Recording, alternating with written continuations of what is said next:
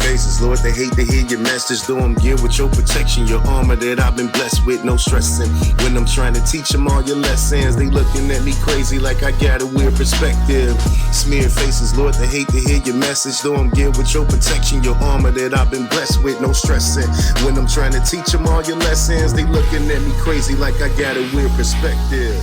Yo, here's part 2 of my interview with C.W. Allen. Make sure you hit that like button and don't forget to subscribe to the channel. What are some of your musical influence? Who did you listen to? Like who'd you grow up listening to? And then who'd you switch to when you became a Christian? When you was like, man, I can't listen to that no more. Yeah, most of my early influence, I would probably think high school, middle school were like the years, my formative years when I'm thinking about music and choosing it on my own, where it ain't just my mom's, what's she playing on the radio. But there were a few that really stand out. What's that? I was like them Dusties. Yeah, right. I don't even know if they still use that term, Dusties, but yeah, it was Dusties. Probably not. It's okay. It's okay though. Showing my age on here. Jay was a big one in high school. I love Jay-Z. Listen to Blueprint on.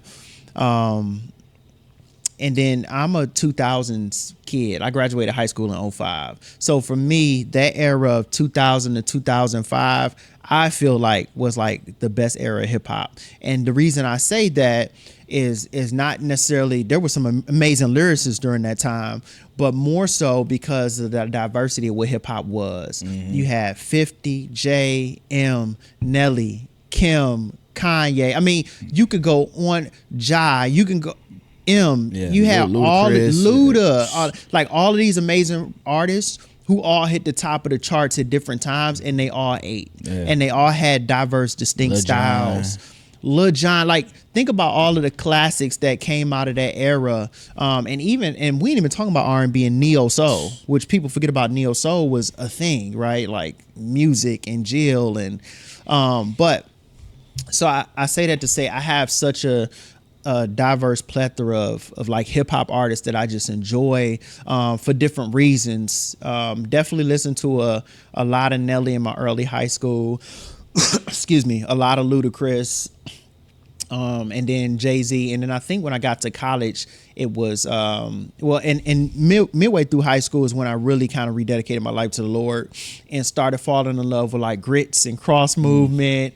So for a period, I was like no mainstream music at all. I think God needed to do that. And then that's when he showed me I could rap. Yeah, he did that to me. He stripped me of music. Remember the book of CDs? Yeah. So I had 3 of them because I used to sell CDs in high school. Yeah. So I had like 3 books, and then when I got saved, what a time! I was like, douche. And then my father-in-law was like, "We throwing away all them CDs?" Yeah. And so he was up in the dumpsters taking it to what he wanted. When I had my epiphany, I had just bought the new G Unit CD, and I gave it to somebody for $5. I was like, "Bro, I can't even do it." Which one was it? It was the first G Unit. The first one? Yeah, the first one. And I just got rid of all of it. But, I came back around as I got older and was able to be a little bit more mature with my music. Yeah. But I say, yeah, man, like I listened to a lot of stuff influenced by a lot of artists. But the Christian hip hop artists had a big pull because from pretty much junior year through college and in my early 20s, mid 20s, it was like all cross movement, Lecrae, Grits and all just different Christian hip hop artists that I just really loved to listen to. Yeah. I miss the cross movement era. Like I said, I came No Flame, No Truth, Young Lecrae, Everyday Process. Yeah, I listened to them. Okay. So Young Lecrae, Church Closed. Yeah. That's like pretty much when I started my Lecrae journey. I had the 116 click, the the 12 letters, the 13 letters album. Oh yeah, so you came in a little later. Yeah, so I had that album, and then everything beyond that. So I had to go back and listen to Cross Movement, and I never, until recently, I think the 2 years ago is when I like started to lock in on like the old school CHH artists, old Grits and all them dudes. I still know Cross Movement songs word for word. Wow. Like it's been years, but they like form my theology. A person who I listen to now who's an older guy, he's a pastor, but he still does YouTube videos now, and he still makes music. His name is Kirk Kennedy. He used to go by The Voice. Okay. Yeah, I've heard that. I've heard his name. Yeah, and so he is like a dude that his music makes you think. I love like to think and just visualize what the person is saying. Okay. And he is an OG rapper that's still doing it at a high level lyrically, and you know, just his music just really makes you think. And so, yeah, that's some of my favorites. But Nice. Your influences, how did those artists, how did they inspire you? How did they influence you? I think for the Christian hip hop guys, it just showed me, and girls, it showed me that you know, I could use this to make God more famous, that I can encourage people's souls with it. And I never was like, I was a good kid in the Mad City. Like I had cousins who, you know, sold dope. They wouldn't let me around that. They kept me away from the game, and even protected me from little stuff like, you know, getting addicted to weed and things like that. Like they didn't want me in that life. That wasn't for me. But I was the kid in the hood who knew what everybody did. I experienced all the different things, but it just wasn't my story to participate in a deep way. And I thank God for that in a lot of ways, that, you know, folks in the hood protected me, but then also God had a different route for me. But I said, I'm sorry, I got lost completely. Oh my gosh. It's late. It is getting late. It's late. It's probably time for, it's about time to start hitting the bed. What was that? I'm almost in the same boat with you. Hold up. I was talking about your inspirations. Yes. But they showed me that I fit, that I could do this. And then as I, you know, being kind of like the good kid in the Mad City, as I started getting older and I listened to like Kanye and different folks like that, it was like, oh, I don't have to be like a gangster rapper like to do this. I ain't got to be talking about shooting nobody. I ain't even got to be a flashy, braggadocious dude. Yeah. Like that ain't who I got to be to make this work. And so I think the artists I listened to really gave me a lane and a feel for that. So today, as you listen to music and as you're an artist, do you only listen to Christian No, sir. music, or you listen to? I listen to a lot of different stuff. Okay. You know, when I'm in the radio, when I got the radio on with my kids, it's, you know, Christian, hip hop and music, or Gracie's Corner or Baby Shark. But when it's just me, I'm listening to a barrage of different things. And, you know, it's very few albums I get excited about these days, but there's been a couple lately that I'm like, I got to hear that. I can't wait for it to come out. I'm one of them dudes, I like to sit and listen to albums. I want to hear the whole experience. I want to grow with it. All of that. So yeah, I'm listening to a lot of different stuff. Okay. Yeah. This is not too much though. Not too much in the sense that I don't want music to influence my sound in a way where you know, because you could subconsciously start copying. Yeah. So sometimes you just got to take a complete break and not listen and be inspired through movies or something else when you make music. Yeah. I feel you. How you feel about the Kendrick Drake beef? Kendrick Drake. I felt like, I'll say this. I didn't feel like people really gave Drake a chance in the first place. From the onslaught, people were like, ain't no way he responding to Kendrick. And when he did, people was like, push-ups? What? I thought he did decent. For a person who's not coined as conscious as Kendrick is, he is a lyricist. I mean, him and his ghostwriters, they are lyricists. But I thought he held his own for the most part. Is 40 still around? 40 still around? 40 in there. Is he still around? Yeah, 40 he's still making them tracks. I felt like it was a little closer than people want to be honest with, but when he did that Not Like Us, because the after effect, I mean, it's even hitting marching band season. I mean, I think he was extremely calculated in how he put that together. Man. The things that he said in that song were probably just bigger than even like the lyrics and stuff like, because it wasn't like a super lyrical song, but it was just like how he changes his voice. And then when you watch him do it and he got 50 Crips 50 Bloods on stage. Right. But the fact that he was smacking fouls with everybody, but was still rapping it, and it wasn't the voice playing. I said, like the performance, he was super He's talented. a real artist, though. So I was really paying attention He's to the really an performance. artist, I was like, he's really walking around, dancing, slapping fives, and he's still keeping his rhythm. He's a performer.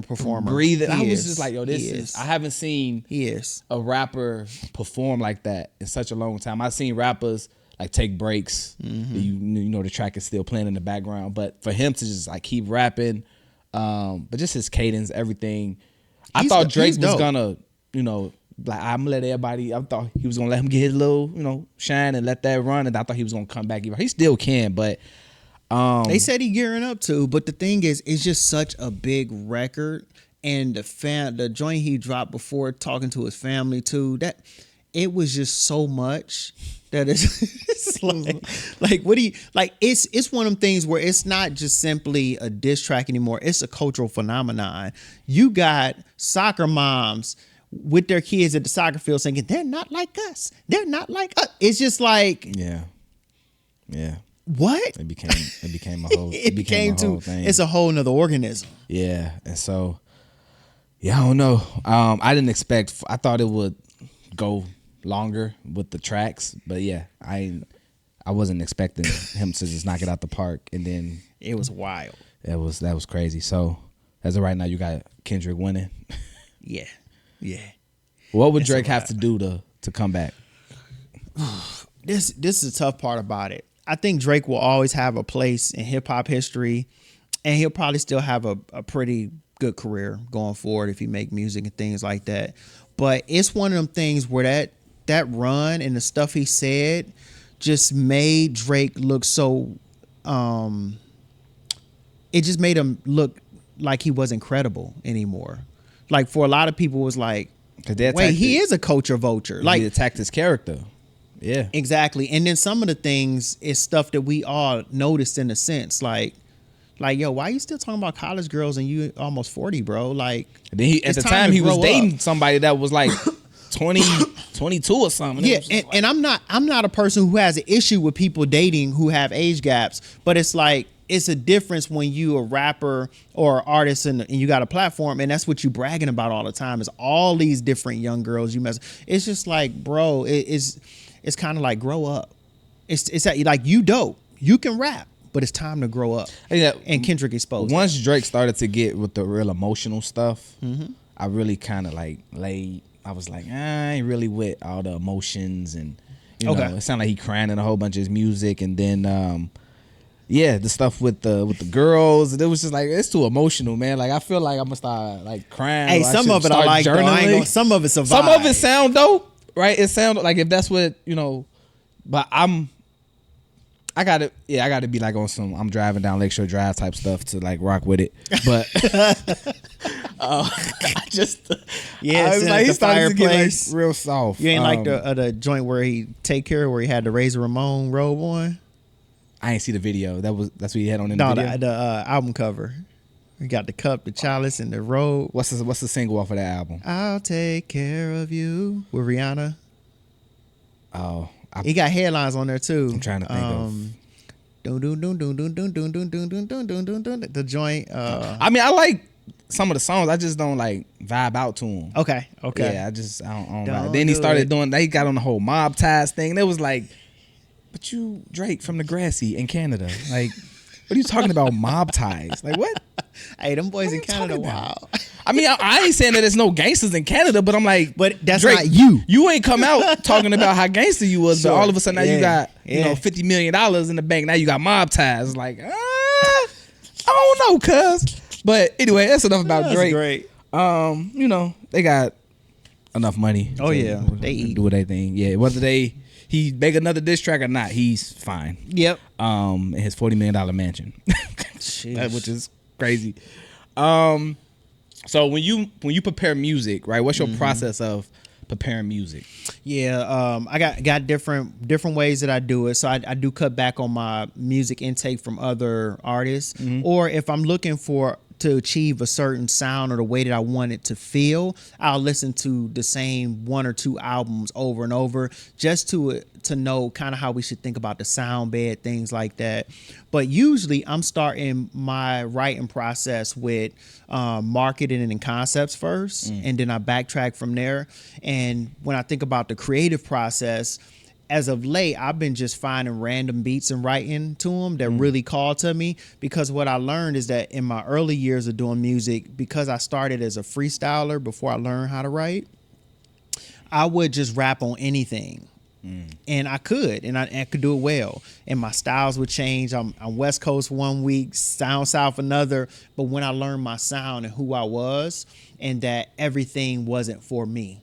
Yeah. Not that I couldn't rap on it, but just that it didn't fit my voice as well, or it wouldn't resonate with listeners as well, or I just wasn't as excited about it where it just felt like I wrote a hit. Yeah.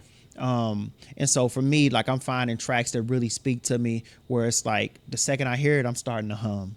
I'm starting to create the melody. And so I'm usually creating the melody, humming it out first so that the cadence and things are right. Like doing all of that stuff. And then I'm filling in words after I record that. And the rest is, no pun intended, a rap from there. Okay. Yeah. How theologically do you think about bars? Like, did I ask that right? Yeah. So when you preparing lyrics, right? Do you be like, I don't know what the Bible say about this, and should I include a verse in it? Like, what's the process of writing? Early on, yes, it had to be like, I'm coming from a scripture. I had to say Jesus' name 5 times. I'm unpacking it. That's right. Make sure Jesus is in there. But but what I've learned is that, and it probably stems from my understanding that theology shalom that I talked about earlier, is that God owns everything, and he's making all things new. He doesn't agree with every philosophy, but he owns everything. Yeah. Right. So even when I think about hip hop, like, God can look at Kendrick or Drake and say, I made that, and that's beautiful, that artwork. Even if some of the things that are said and done, he doesn't agree with, right? Some sinful bars. That's right. But you're talented. But you're super talented because it's a gift that I gave and it's good. Yeah. And so when I got to that place, I was able to then say, I'm going to make music thinking about the holicity of God's goodness and not just simply preaching at people or trying to convert people. Part of it is my understanding this idea of shalom is that God owns everything. So I need to be touching on more than just, people philosophically getting saved. Yeah. Here, right. But then also I got older. I'm 38 next month. And so for me, it's like, I got kids. I got a wife of 11 years. I pay a mortgage now. I have a career. I'm really trying to do music where I can create real jobs. Like, I got 2 people who work for me, under this music thing. And so for me, I'm thinking about my listeners and those who are going to rock with me as we look at my demographics and market. People who rock with me are typically older than 25, in between 25 and 45. Most of them who have been with me already have a concept of God, or they know about him. Some are even saved. So I don't need to really preach at them or share the gospel with them, so to speak. They growing up with you. That's right. Yeah. That's right. So when they hear the gospel from me, it's more of an encouragement for what they live in or them experiencing how I'm getting through it. Yeah. So I'm making songs like Bad Dreams where I'm literally on the plane going to preach my cousin's eulogy. And my cousin has a Facebook post that's like, somebody pinched me. It's like I'm in a bad dream. Wake me up. Just wake me up. And that becomes the hook to my song. And it's just a dirge. Yeah. There is no solution. I'm just hurting. Yeah. I'm writing songs about me and my wife loving each other and then having an argument and figuring it out later. So it looks a lot different than when I was, Zeal and young Dub, and it was just this process of I just need to preach the Bible at you. Yeah. I think it came from a good place and a beautiful place. I'm just in a different space now. Yeah, that's one of the things that I respect about Lecrae is that, man, he raps like his life. Right. And so even when he had doubts and he went through, what's the word that they're using now, the deconstruction of faith and all those things, we heard about it in the music. And so for some people, they probably was feeling that or experiencing that at that time, and they was able Right. to relate to it. You know what I'm saying? And so I think that's really dope. And I mean, when you like an artist, you want to rock with them. Yeah, I think what I forgot who said. I think it was Jay-Z. He said if you want to hear the old Jay, go listen to the old Go Jay. buy my then. old Go buy album. my old albums Yeah, if you want to yeah. hear that old stuff. But I'm growing and I'm maturing, and I'm on something different now. Right. I'm not gonna be rapping about keys and I'm a billionaire and I got 20 businesses that are all doing well. Well, I'm gonna rap about keys for. Right. So I think that's great. I hope you've been enjoying this video. If you have, hit that like button, drop a comment below, and don't forget to subscribe to the channel. Now, let's get back to the episode. Last question before we get into For I sure. want to get into the album. Yeah, And yeah. Have you ever had one of those moments where you heard something and you was just like, it just amped you up to get in the studio and was just like, Yes. what was one of the moments you had? And what did you hear? Recently, I had Okay. one of those moments, and they don't happen a whole lot when it comes to music, at least. I was taking a jog, and I said, let me listen to Swoop's Wake Up album. That album a classic, man. That album is amazing. And I just listened to it from back to front during my run, and I said, I just start writing. And so, there are some artists that still get me there where I'm just like, I need to go write, or I want to go make music and create. Listening to some of Kanye's older stuff is the same, like that Graduation. Yeah.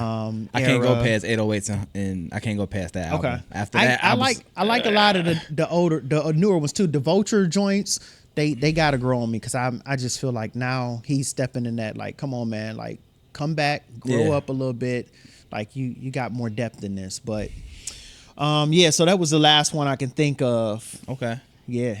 All right, man. Let us tell the world about this new project you working on. Yep. So I started a series. A lot of people have heard my story through my book and my music over time. And what I decided with this new project is that I wanted to just create a fictional character, and I wanted to create a story that you could just follow like you watching a TV show. And I had a friend who gave me a ring for my birthday, and she got it from Nairobi. It was a lion. She knew I love lions. And so it was like a pinky ring. And, I don't walk around wearing a pinky ring. But as I was looking at it, I started getting the idea of a character named Lion, like he would be a boss with a ring on the table. I just started seeing this. And so I started writing about this character who's in his mid-30s like me, from Chicago. So I had some things that I could pull from. And he's a hip-hop artist, kind of like a Nipsey, who got his plug later in life. And now he's starting to blow up and people are falling in love with him. But you see the changes in him as a product of it. Like, he used to be a youth group kid back in the day, but completely changed. And so the first part of the series was an EP, 5 tracks. And you hear him talking through these radio interviews, and you get to see a little bit of his character and hear some of his stories while you listen to the music. And I leave people on a cliffhanger. So then you pick up with the next part of the story is the actual film. And so we did a 10-minute film, and it's called I Am Lion. And it leaves you wondering what's next. And so what I'm writing now is a third part continuing from the film. Okay. Yeah. So we're loosely calling it a Lion Ego. Okay. Yeah. Yeah, I was wondering what was going on with the lion ring. Yeah. On the yup. website. Yeah. So it's a larger story, and I'm excited because I'm probably like 4 or 5 tracks into writing that. I don't know if it's gonna be a full album or EP. Originally EP, but I'm thinking it might end up being an album, and I might wrap everything up. What's the difference between an album and an EP? LP or album is long playing, so it's 45 minutes or more. Excuse me.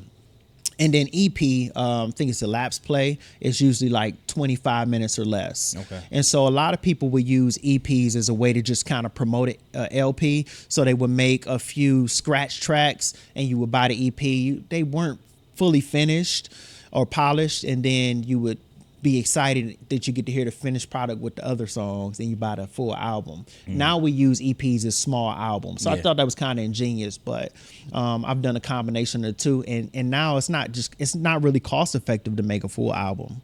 anymore. So a lot of people are doing EPs and singles. Yeah. Yep. 2 minute, 3 minute track. I used to get upset. I should be like, why isn't this song longer? Yeah. Like, if you don't add another verse and hook to this track, like, it'd be fire. You'd be like, that's it? Ugh. And you know what's wild? My album Catalyst, I wrote it thinking about like a hip hop worship album. It didn't fully end up like that, but I wrote most of them bars. I didn't have a verse over 12 bars. So every verse probably from 2015 up have been no more than 12 bars, which traditionally was 16. And now there are songs where I only do 8. And most people don't really notice because it's kind of like the attention span of many of us has changed so much. So it's like, if you create, but I'm also an artist who's making bridges and things like that traditionally hip hop doesn't do. So it works. Yeah, that's good. I wanna pause really quick. Yeah. I meant to ask you this. Yes, sir. Before. So you've been in the game for how long? Like 15 years? Probably like, 15, 20 years. I started in 2006. 2006, wow. Yeah, somewhere around there. How come, what's going on in CHH that we don't see a lot of artists like working together more? Or there might be a pocket where you got these artists over here, they all kind of work together, and you might have these artists every so often that work together, but it's kind of divided in a sense a little bit. What would be your take on that? There's 2 conversations I had. I got 3 stories for you, but there's 2 conversations I had. One, I remember my brother, he hit me and he was like, "Duh, man, this is a dope album. Why don't you send it to Lecrae and like tell him to jump on with you?" And I'm like, it don't work like that. In my mind, I was like, but Dad, he just face value thinking Christian artists, everybody know each Christian other. Artists, they all know each other. They all gonna work together. Is he from Chicago? He's not. He's in Cleveland. Okay, because in Chicago, Ed Christian know each other or heard of you. That's true. Cleveland is the same way. Okay. Yeah. So he automatically assumed y'all both Christian artists. Of course y'all will work together. Right. But he doesn't know the bureaucracy of like the game, and you got to have a certain amount of follows and things to even get a look or an opportunity to pay for a feature, right?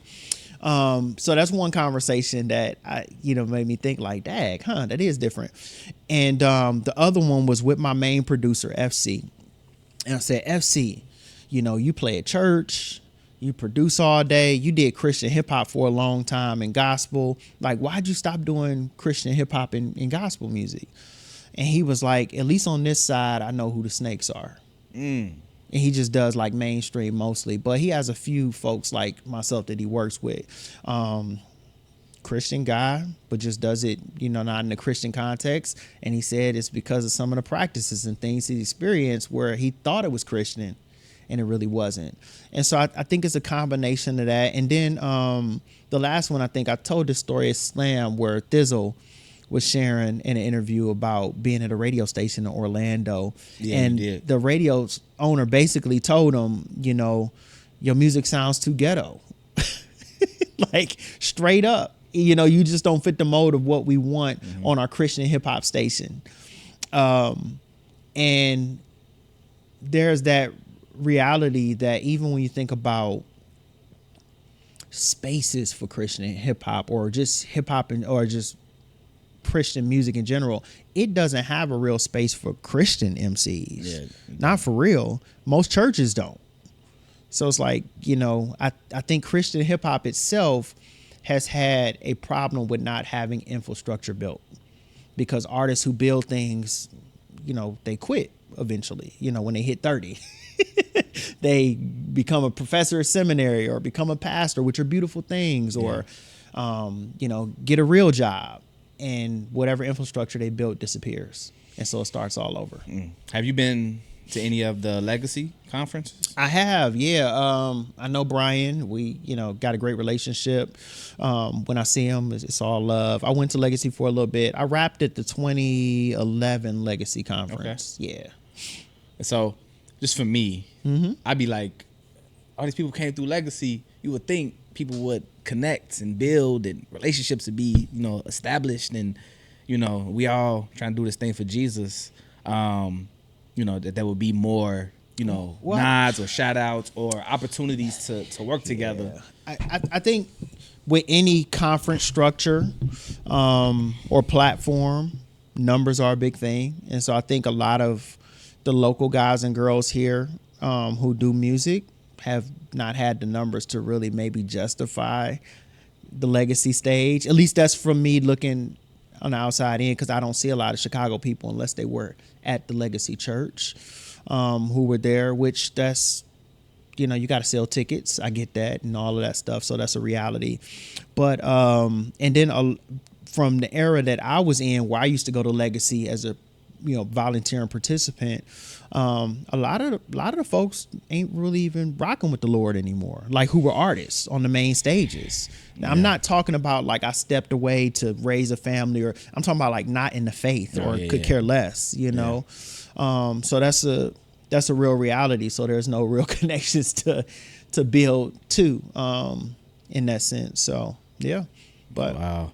Yeah, when I was going through your catalog, I seen Bumps and then K Drama. Yeah, Bumps a Cleveland guy and K Drama Cincinnati. I know both of them. Yeah. Yeah, Bumps I have a really good relationship with back in the day. He was on my first album.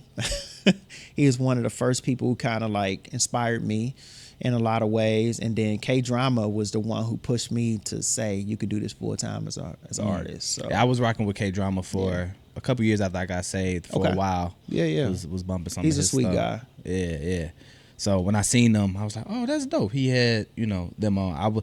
But I just think of like how polished you are. I would be like, you would think somebody who's mature in the faith, right, who is doing this for real, and whose music is actually good, would get, some more nods. Like I feel like you should be a much bigger artist. Like you're talented enough. I appreciate that. And I like what you're doing. And I really, really appreciate that you're not compromising, for growth. What does that look like for you? Like, is that something that you want to happen? Like, do you want to grow, or do you just like, I'm just doing music, I'm having fun? No, I'm in a place, and I've been probably the last decade. I still work hard.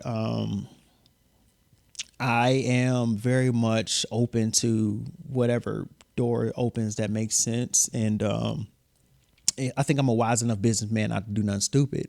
Like I've been offered one contract before from a smaller label, and it just like when I read it was like I would be suffering to this day if I'd have signed it. Wow. But I'm open. Like I'm not opposed to a deal.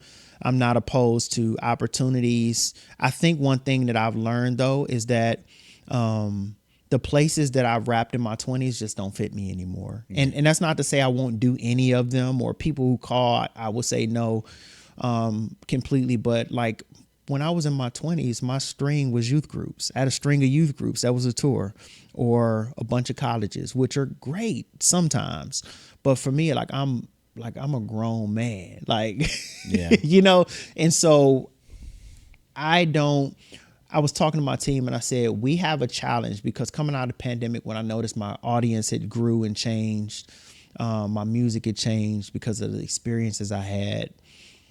We have a challenge where I'm a Christian MC who is probably not Christian enough for some circles, and I'm not non-Christian enough for other circles. So we got to create our own lane. And then we don't, because of the pandemic, wiped a lot of stuff out and we lost traction. We don't have the numbers to even justify some of the places that I think we could potentially be in. Wow. So we literally are like starting from scratch, and we have the talent, we have the eye, the look, that type of thing. Like we can do good graphics and visuals and things like that, but we have to develop our own lane and see who's best to partner with us. So it just feels like, it's one of them things where, I'm like, God, can you breathe on it? Like, what's up? But at the same time, I'm reminded he has. Like, I had the opportunity to write and put out a book, several albums. I've traveled outside the country and performed. Yeah. I've been around the country, and I'm still getting calls to do stuff, speaking and rapping. So, continue to be grateful and thankful, and we'll see what it looks like 10, 15 years. I'm setting up right now for 40 to be my run. Amen to that. Amen to Yeah. that, man. Man, so what do you got your project that you're working on? This is gonna be part 3. So you had the EP, Yes. you had the short film, and then now you're working on part 3. Yep. And then you have a book. You mentioned it earlier. Yeah, Catalyst. Yeah. Catalyst. So Catalyst, I have the audio book just tucked, and it's been tucked for a couple years now. I just got to finish one chapter and put it out. Man, if you don't finish I that know, thing ain't it tonight or crazy? tomorrow morning. I'm gonna have it. I'm planning on having it out this summer for like the anniversary. Okay. Of the Catalyst book and going with that. But it's just kind of one of them things where you don't want to put too much out at the same time, because then it's like, how do you market it all? It bleeds, and Yeah, one of those things. And then I was on your website, so you got some merch too. Yeah. I got a few t-shirts, stuff like that. We re-ing up for the tour. Okay. So that's going to be real dope. But When's your tour? Yeah, there's some stuff. So we doing a 3-city. It'll be Cleveland, Detroit, and Chicago. Cleveland is October the 11th. Detroit is the 13th, so that's Sunday. And then we'll hit Chicago later in the month, the 27th. Okay. Yeah, it's called the Hometown Tour. Nice. So yeah, all of it's 3 of us on the bill, and each artist is headlining their hometown. Oh, okay. Yeah. Dope. Can you share what artists are on there? Yeah, so Detroit, Abstract Jazz. Okay. So and then Chicago, Jovan Landry. Very lyrical. They're very much like backpacker, right? Probably a lot more than I am. But they are super talented.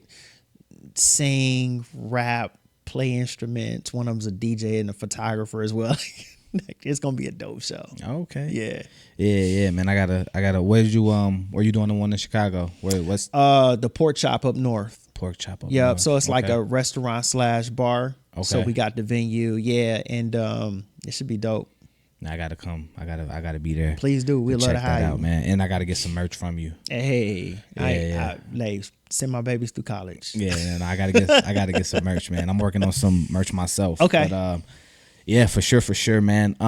Anything else you want to share with the people before Yeah. you get out of here? Yeah, the biggest thing is just coming to the tour. That's the big one. We are really trying to build something up. My vision is for if it don't happen where I, get signed or have someone partner with me in a way that, pays the bills, I want to see us be able to hit 10 cities every year and disappear like Sade.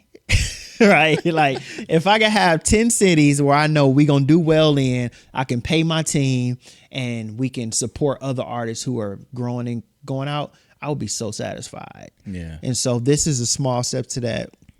Cleveland and Chicago are my homes, and then Detroit is one that I'm building, hoping to build up, and then the other cities will come in the future. So this tour is huge. That's dope, man. It's a That's big dope. part. You want to shout out your social medias? Yes, everything is at the CW Allen, like the TV network, and that's my website, the CW Allen, at the CW Allen. Hit me up, all that stuff. Okay. Yeah. All right, man. Well, you have blessed me. Hey, to be able to do this. there man. it This, is. This was really, really, really fun. My man. I really appreciate you making time to come out here. Yeah. Find through traffic and all that. Chicago be crazy. And that 290, bro. Why is 290 like this 15 years later?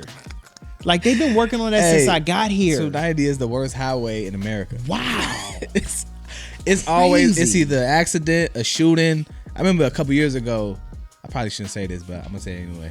It was in the middle of the highway. They was shooting at somebody that was on the train stop.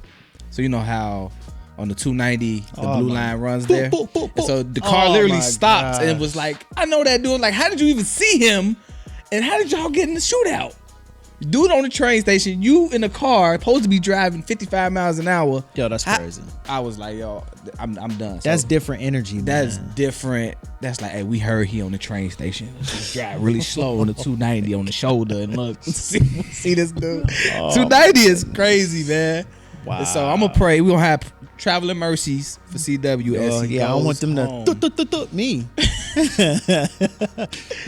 I ain't did nothing to man. nobody.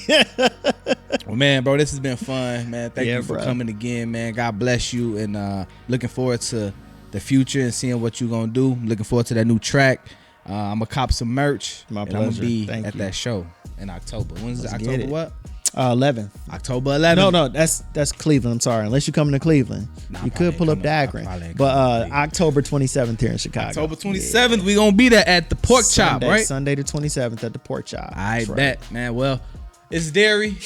This is CW Allen. It's the Weird Perspective. We'll see y'all in the next one. Peace.